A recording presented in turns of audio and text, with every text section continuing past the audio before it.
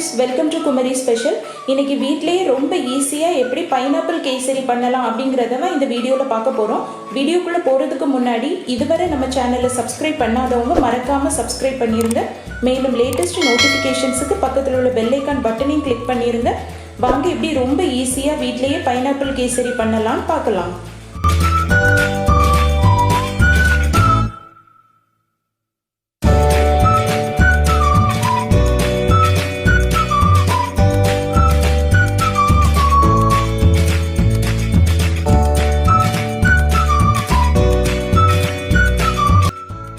Pineapple kesari பண்ணுறதுக்கு ஒரு பழுத்த பைனாப்பிளை எடுத்துக்கோங்க. நான் இதுக்கு ஒரு பெரிய பைனாப்பிளில் பாதி பைனாப்பிளை கட் பண்ணி எடுத்துருக்கேன். நீங்கள் சின்ன சைஸாக இருந்ததுன்னா ஒரு பைனாப்பிள் எடுத்துக்கோங்க. இப்போ இதை மிக்சி ஜாரில் போட்டு நல்லா பேஸ்ட் பண்ணி எடுத்துடலாம். நீங்கள் இந்த கேசரி பண்ணுறதுக்கு பைனாப்பிளை பொடியாக கட் பண்ணி கூட போடலாம். பட் நமக்கு பேஸ்ட் பண்ணி போடும்போது ஃப்ளேவர் நல்லா இருக்கும், சாப்பிட்றதுக்கும் டிஸ்டர்பன்ஸ் இல்லாமல் இருக்கும். ஸோ இதை மிக்சி ஜாரில் போட்டு நல்லா பேஸ்ட் பண்ணி எடுத்துடலாம்.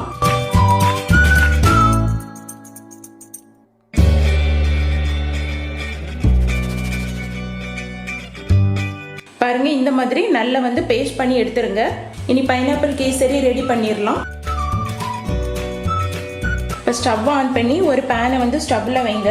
அதில் ஒரு 2 டீஸ்பூன் அளவு நெய் விடலாம்.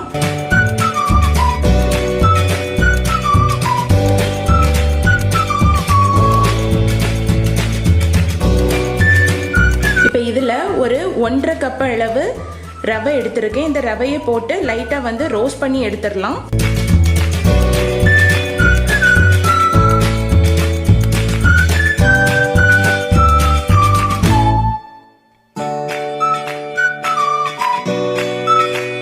நமக்கு நெய்யில் வறுக்கும் போதே நல்ல ஒரு வாசனை வரும். சிம்மில் வச்சு ஒரு 5 நிமிஷம் அதை நல்லா வறுத்துருங்க.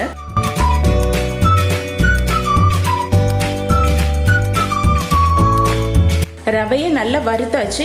இனி இதை வேற ஒரு பிளேட்டுக்கு டிரான்ஸ்ஃபர் பண்ணிடலாம். இப்போ இதே பேன்ல ஒரு 2 ஸ்பூன் அளவு நெய் விடலாம். இப்போ இது கூடவே ஒரு 2 ஸ்பூன் அளவு தேங்காய் எண்ணெய் விடுறேன். தேங்காய் எண்ணெயும் நெய்யும் நம்ம ஊற்றி பண்ணும்போது நமக்கு ஃப்ளேவர் நல்லா இருக்கும். உங்ககிட்ட தேங்காய் எண்ணெய் இல்லைன்னா நீங்கள் ஸ்கிப் பண்ணிடுங்க, நெய் மட்டும் யூஸ் பண்ணிக்கோங்க. இப்போ இந்த நெய்யில் ஒரு கைப்பிடி அளவு முந்திரி பருப்பு எடுத்திருக்கேன். இதை போடலாம். இதை போட்டு லைட்டாக அதை வறுக்கலாம். இது கூடவே தேவையான அளவு கொஞ்சமாக கிஸ்மிஸ் பழம் அதையும் போடலாம். இந்த கிஸ்மிஸ் பழம் லைட்டாக இந்த பபிள் மாதிரி உப்பி வரும்போது நம்ம மிக்சி ஜாரில் உள்ள அடித்து வச்சு அந்த பைனாப்பிள் பேஸ்ட்டை ஆட் பண்ணலாம்.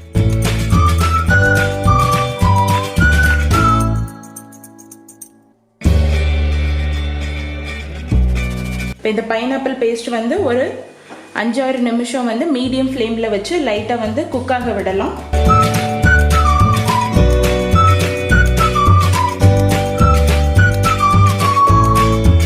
இப்போ இந்த பைனாப்பிள் பேஸ்ட்டில் ஒரு 1.5 கப்பில் இருந்து 2 கப் அளவு தண்ணி ஊற்றலாம். நீங்கள் எடுக்கிற குவான்டிட்டியை பொறுத்து நீங்கள் தண்ணி ஆட் பண்ணிக்கோங்க.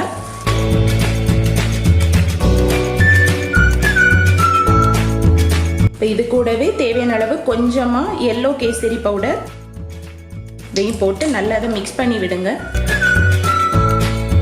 நமக்கு கேசரி பவுடர் லாஸ்ட்டாக நீங்கள் ஆட் பண்ணிங்கன்னா அது கிண்டும் போது நமக்கு திட்டா வரும். நம்ம இப்படி ஃபஸ்ட்டே அதை தண்ணியில் ஆட் பண்ணும்போது நமக்கு அந்த ஒரு கஷ்டம் இருக்காது. நல்லா மிக்ஸ் பண்ணி விடுங்க. ஃபுல் ஃப்ளேமில் வச்சுக்கோங்க.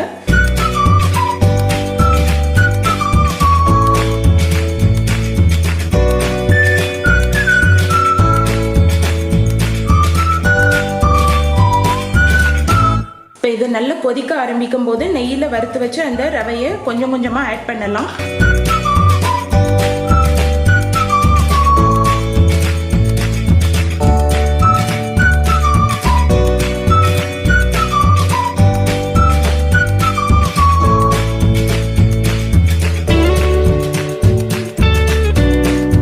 நீங்கள் தண்ணி யூஸ் பண்ணுறதுக்கு பதிலாக பால் ஆட் பண்ணாலும் நமக்கு அந்த ஃப்ளேவரும் நல்லா தான் இருக்கும். ஒரு 2 நிமிஷம் நல்லா அதை மிக்ஸ் பண்ணி விட்டுட்டு இதில் ஒரு 2 கப் அளவு சீனி எடுத்திருக்கேன். இதையும் போட்டு நல்லா மிக்ஸ் பண்ணிடலாம். நான் 1.5 கப் அளவு ரவைக்கு 2 கப் அளவு சீனி எடுத்திருக்கேன். உங்களுக்கு சுகர் எந்த அளவு தேவையோ அந்த அளவு நீங்கள் ஆட் பண்ணிக்கோங்க.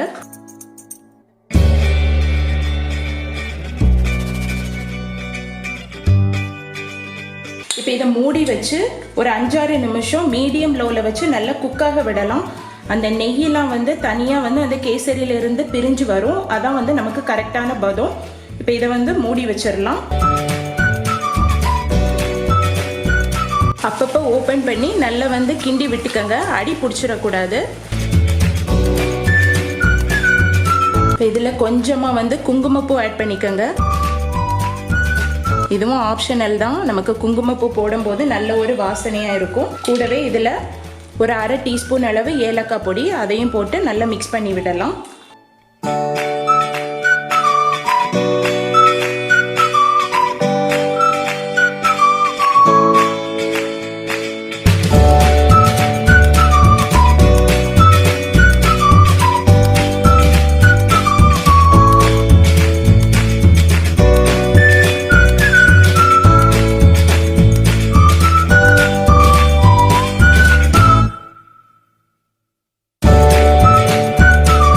பைனாப்பிள் கேசரி ரெடி ஆயிடுச்சு. பாருங்க, சூப்பராக வந்து அந்த பேன்ல ஒட்டாம நமக்கு வருது. இனி ஸ்டவ் ஆஃப் பண்ணிடலாம்.